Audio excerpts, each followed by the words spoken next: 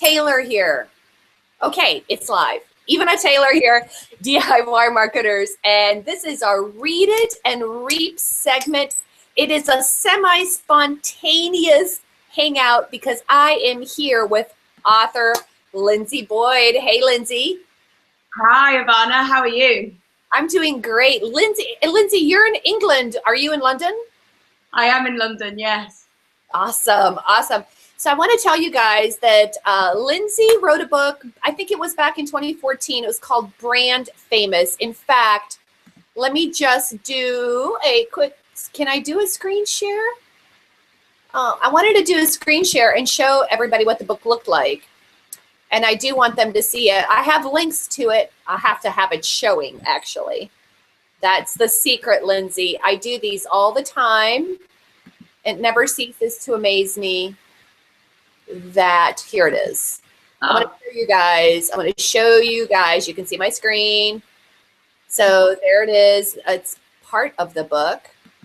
I will have to move it so you can see the most. I have to tell you, Lindsay, when the book showed up, I have to say a lot of it was the cover. What's it?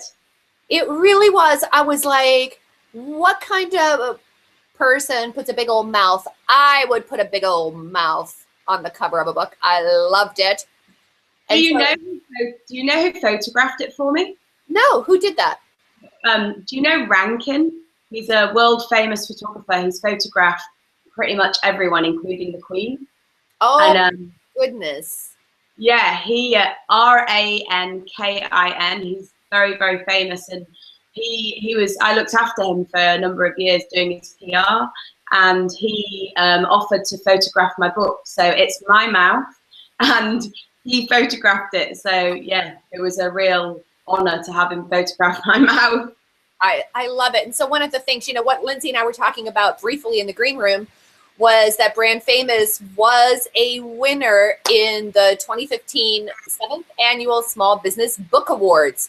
And, you know, this is actually becoming quite a big deal. Like I said, I was telling Lindsay the history of the Book Awards.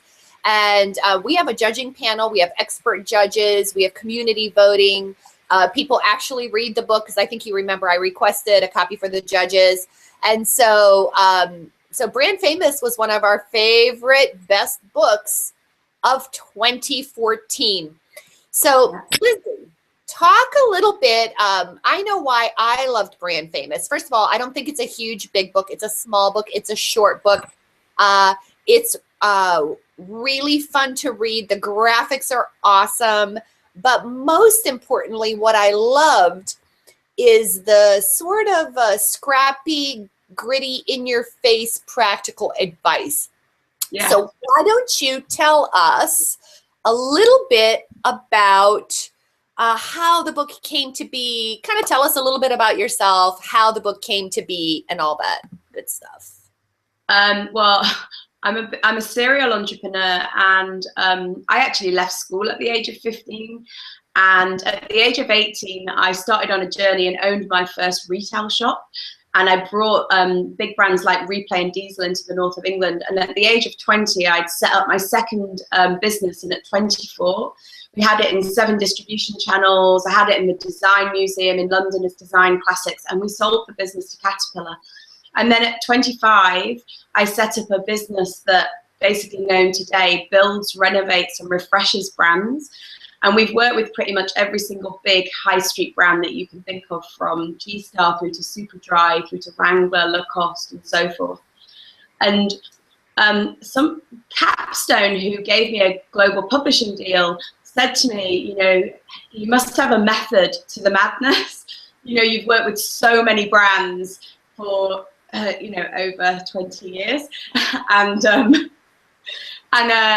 they asked me to write a book. And so I wrote down the methodology that I have literally been working with thousands of brands over the years. And the categories that I really work with are build, renovate, and refresh. So whether the brand is in a build phase or they're in the early stage growth, whether they're in the renovate phase, and so they're either been famous and they're laying dormant, or they're a brand that's been going, a mature brand for 15 years and literally needs to renovate the whole of their business. or they're a refresher brand which is already a market leader and is looking to keep ahead of the game, create sites, stay a market leader. And one of the main drivers for writing the book was that that it inspires and educates a new generation of business leaders to create a famous brand. My whole thing has been around, there's a lot of incredibly inspiring people that are speaking and doing TED Talks and networking events and so forth. My thing has always been around giving my knowledge away in a book, you know, and which is exactly what, I mean, you saw, right, exactly what happened. So it was, yeah, you know, people say it's inspiring. The main thing was that it's packed full of top tips and games and ways that you can actually build a famous brand. I've given away the crown jewels in the book so that you can go from, you know, I have got a brand idea all the way through to I want to create my product range, through to how do I get it to market through all my different channels, and then how do I build a campaign around that. And then the last important step is how do I evaluate that process? What's the ROI and the KPI that's actually going to hit my bottom line, that's going to deliver me, you know, a growth brand and make me stand out in the crowd? Got it. You know, one of the things, I love it. I loved everything. And one of the ways I know that I love a book is when I start reading it and then I see things in there. And the next thing you know, I run out and I grab like a notebook and I start playing with it myself. So I was so inspired to do that. And that's one of the things I really loved about your book. And the other thing that I think the audience would want to know, you know, one of the things I'm always saying is that marketing is really so much more about who you're being and not what you're doing. And Brand Famous has this whole reference. Talk a little bit about the DNA and all that stuff, a little bit about your process. One of the main things that I do in the DNA process is it looks at your brand and it looks at you as well. And these days, people are craving, you know, the YouTube phenomena, for example. Why is everybody wanting authentic content? People want to know the person, the people behind the brand. Why are TED Talks so popular? Because people buy into people and they buy into the cultural aspect, the purpose that sits behind the person, as well as the commercial aspect. And so what the book delivers is, how do you create a brand that is built around your commercial and cultural purpose? It's about your passion and your purpose and your belief. And what we talk about is, what do you want to be known for in the world? What's your legacy? And how do you want to leave people feeling? And they're the two main things that delivers in the DNA. What your gap is, what your game is, what your vision is, and then how do you create that story around that to deliver that out to the world? Excellent. So like, I just really want to tell everybody that the book is, how do I say this? You, just like I did, you can open that book and just start playing with it. It's almost like Lindsay's with you in the room. But maybe you can give us some tips about maybe some tips about going through that process, because I think that is the most important part. You know, it's like, who are you being? What are you committed to? What can people count on you for? And that's exactly the same thing that you go through. But my experience has been that people really struggle with that inside their own head. So maybe what tips do you have, or I know that there's some really good stuff in the book about how to get through that process. One of the key things before you even start using the book, and something that I love that you just said, is grab yourself some Post-it notes. You know, if you look at my Twitter, you'll often see that I've got a wall full of Post-it notes. You know, the first thing that I say on the first page of the book is, if I walked into your office and I saw this book and it had like Post-it notes sticking out of it, and you know, and it was written all over, then I would know that we delivered a good job. The second thing is that, you know, every single chapter has been done in games. So it's playful and it allows you to play with the book rather than it being stifling. And so it's all about joining the dots. It's a bit like a dot-to-dot game. And you'll see in the book here, there's a whole dot-to-dot section, and it takes you through each chapter in that way. And it's very clear and succinct how you go through it. And what's in the book is literally the exercises that I run in a workshop program with a big brand. You know, this book I work with from early stage growth businesses all the way through to businesses that have got a turnover 100 million. And I'm working with a board of 40 people and how to join up their brand message with their personal messages that are all set underneath it.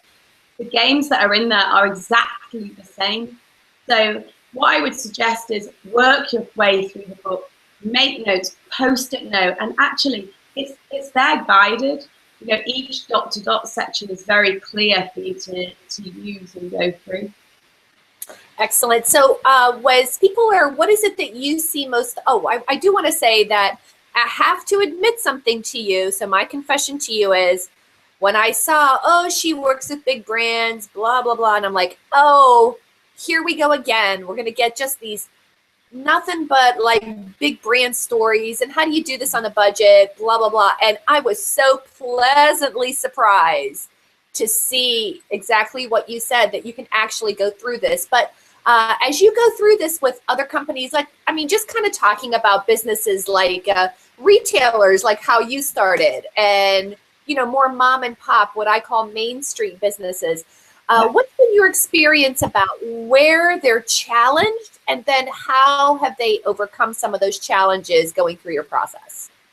One of the, I mean, for a bigger brand, one of the main, I mean, I have an obstacles page, and one of the main things is that they're kind of stuck. And even though they want to move on, they're scared of moving on. And so actually when they call somebody like me, and on the one hand, they'll call me in, and then on the other hand, it takes a while to kind of re-engineer the brain to be able to allow them to trust. So that's one of the main things. What I do find though is that, you know, when working with, I mean, retail has been my backbone, and manufacturing was, I manufactured shoes all over the world. So product, I'm a product girl at heart, not just in the product sense, but also in building e-learning platforms now and digital aspects. And what I do find is when brands allow themselves to take on the process and go through it and engage with it and play with it, and actually what we talk about is called TRY, T-R-Y, which is test, redesign, and iterate. And so that means in this modern day, you're able to design something, put it straight out to market, test it, see what the audience says, then come back, redesign it, and then go into an iteration.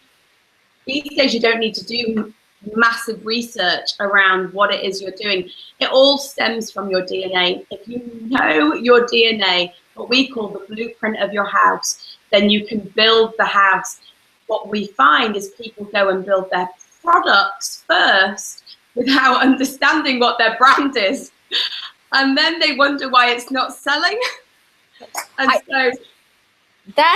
I mean, can we just dig into that? I'm so glad to hear you say manufacturing. Work with manufacturers a lot. And one of the things that I run into, and I know all you people that are watching, I know you do this because I work with you, I see it. Have you seen people so afraid to put themselves out there? And a lot of it, I think, Lindsay, is because, especially when you're dealing with technical brands, manufacturing technical things, the people that are running that company tend to be more engineering, more analytical folks who feel comfortable with the product, but they don't feel comfortable with putting themselves out there. And they feel, and people just struggle with that. They just don't. How do you help technical engineering manufacturing companies open up to play the game? Because let me tell you, I've been in rooms and I've had to prep people, and I'm like, it's a game, just relax. And they're like, this is stupid. How do you get over that? Yeah, I'm going through one of those at the moment. I've just recently had a very, very talented lady who, one of our biggest supermarkets here in UK and Europe. She was their buyer for 18 years. She recently came on the School of Brand Fame and the program, and she is actually now sending me a lot of the exactly what you talk about, the manufacturers that she's worked with that have a product, are taking it to market and they are still thinking in the old school way. They think they can create a product and it will get on the shelf of a big supermarket or or a store and so forth. And what we're doing is we're actually engaging them and saying to them, come and do the brand DNA. And we're explaining to them around why that's so important to understand that these days, because of digital, the market is now saturated, literally saturated with brands. And the only way of standing out is by having your point of difference. What's your gap? And then the second thing is, what's your vision? How are you going to stand out? What's the future vision? And who are you talking to? And does it line up with your gap and your gain and your story?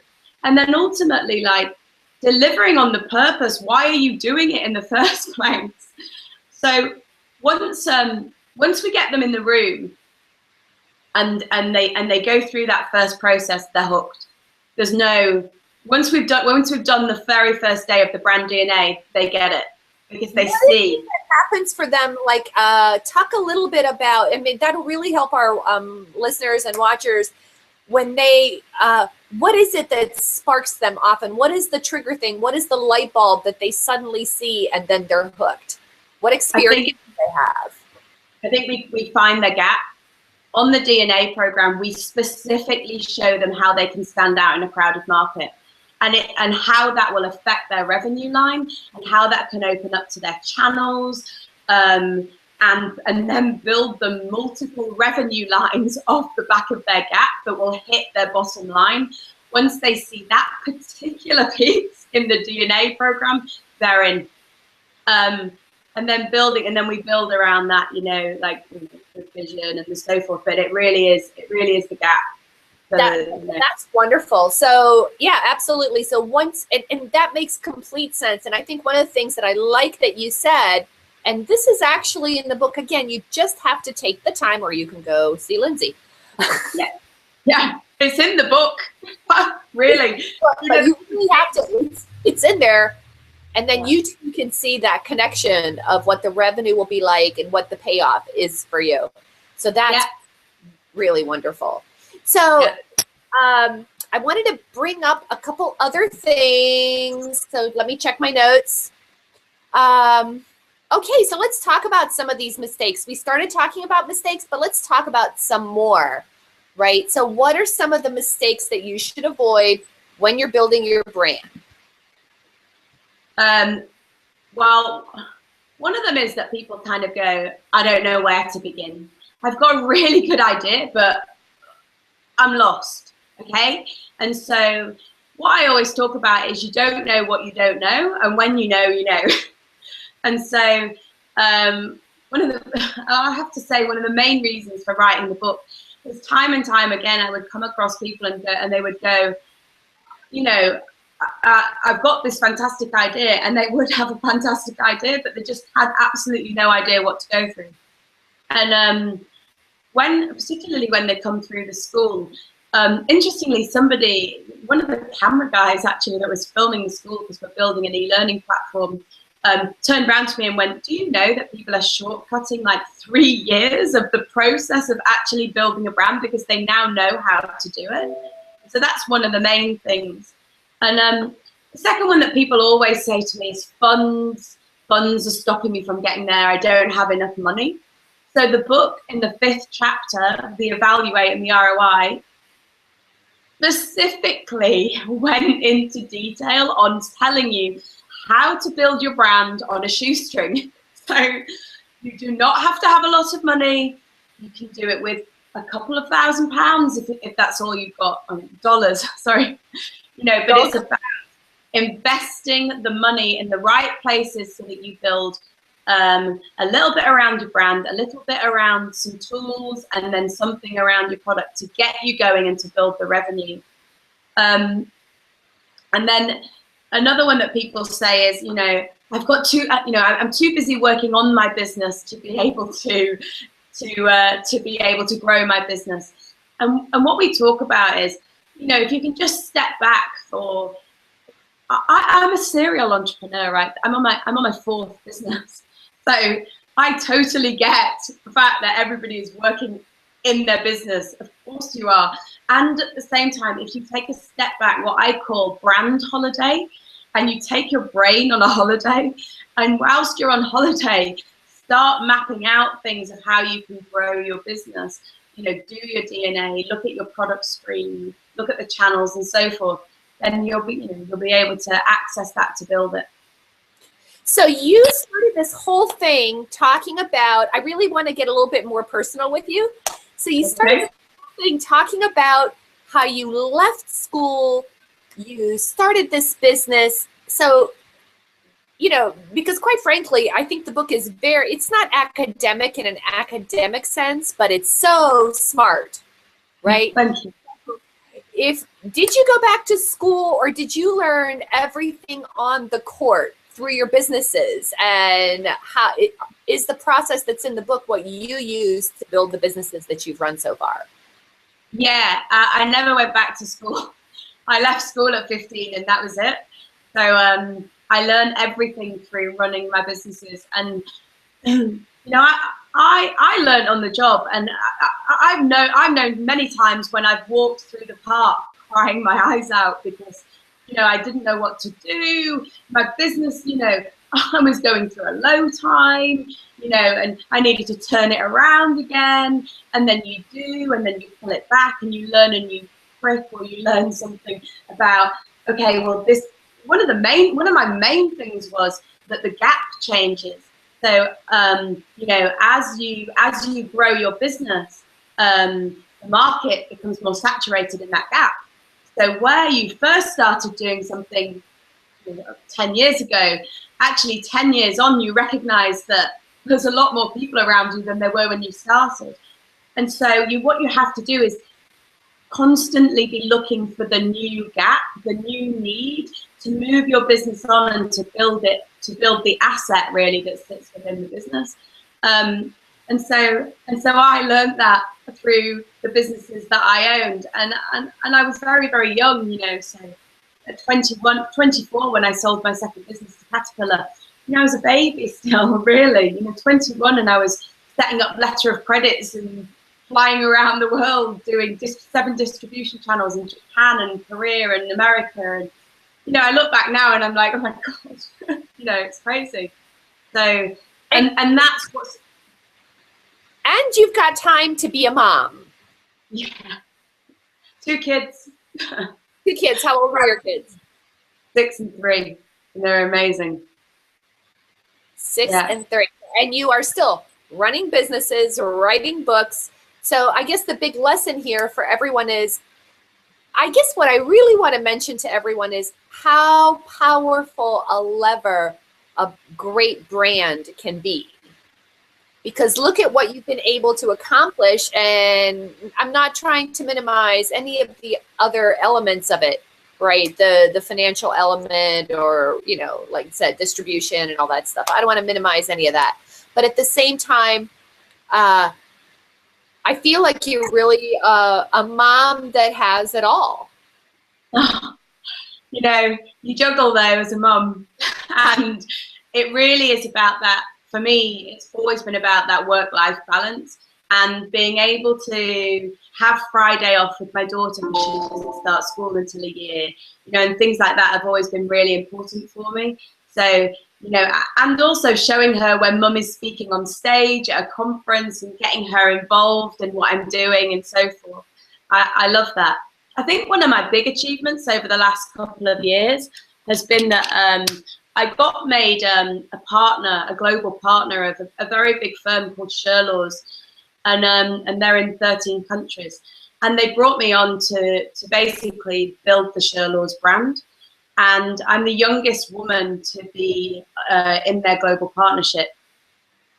And it took me into a whole other world of, you know, they work with businesses on growing, funding and exiting their business. And they came from the fund management world. And it brought me into a whole other world of, like, you know, more big business to business and SMEs and so forth. And that's been fantastic to see that new area and actually, you know, sit with a group of partners globally and have that experience of building building my own global brand as well as, as other people's. That's exciting. I was going to ask you what's next, and it sounds like that's a piece of it. What else is next for you, both personally and professionally? Building a foundation is a big thing for me. So with Sherlaws, we're building a global foundation, and we're looking at education as one of them. And what we're calling it is the business of family. And so looking at how to help mums get back to work and what that product line would look like, looking at youth and how to help education, looking at people that are exiting their business and want to create legacy projects, and building a whole global foundation around it. The whole purpose piece for me is incredibly important, because I've been building people's brands for a long time, and building my own brands at the same time. And it's really important that I leave my own legacy project behind. And this is something that really sits with my own heart. So yeah, that's definitely my next project. Love it, love it. All right, we are out of time. Lindsay, thank you so much for taking time out of your busy evening and life. I'm so glad we were able to chat a little bit about Brand Famous. Everyone, the link for Brand Famous, you can see my review, you can see the book, where you can get it for yourself, and I highly recommend it, Lindsay. Thank you so much. Have a wonderful week. Thank you very much, and thanks for having me on your program, on your show.